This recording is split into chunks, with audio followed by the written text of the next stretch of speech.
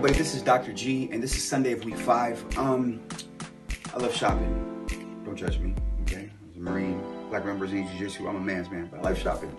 During Lent, this was like 3-4 years ago, I remember one time we went to the Galleria, and being in the city so much growing up, I'm just used to seeing certain things. And long story short, we're passing from the Galleria, from one side of the Galleria to the other side, and you have to go outside.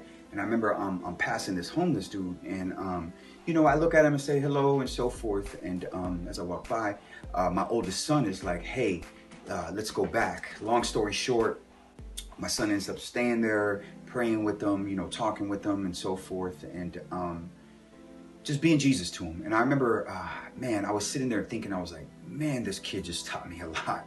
Like, cause I mean, I do this, go around speaking, you know, go to homes and so forth. But man, he taught me a lot that day about simply seeing good in ministering and so forth. And even though we may have it, sometimes we don't think that we have, even though we may think we have the full picture, sometimes there's a better way of doing it. So I learned a lot from him. And that's what it is that I'm getting at today, is learning something likely, learning something from somebody you wouldn't necessarily like, just to get something from them. A good example of that is, I'm gonna backtrack, is in 1 Samuel, is David and Goliath.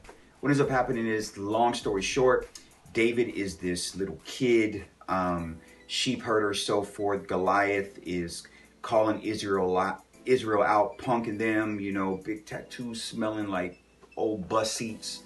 Like, come on, let's fight. And whoever won that war would win. And David, the little sheep herder boy, and ruddy, that's what it says in Hebrew, he's a red-headed sheep herder. He comes and he's the one who ends up fighting Goliath. And he kills him with like this rock, kind of like how your mother would have been whenever you were small with a chocolate. You know what I'm saying? She hit you from everywhere. That's how David was. He was mean with that rock. Bam, and he hit David, and he killed David. So he definitely was not the likely person, but he stood up for his faith, and he won.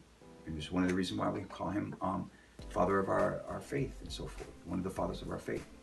So who are some of those unlikely people that you can learn something from in your faith? And who are some of those people? And are you being that person? Are you one of those unlikely people who are showing God's power? You guys have a blessed day.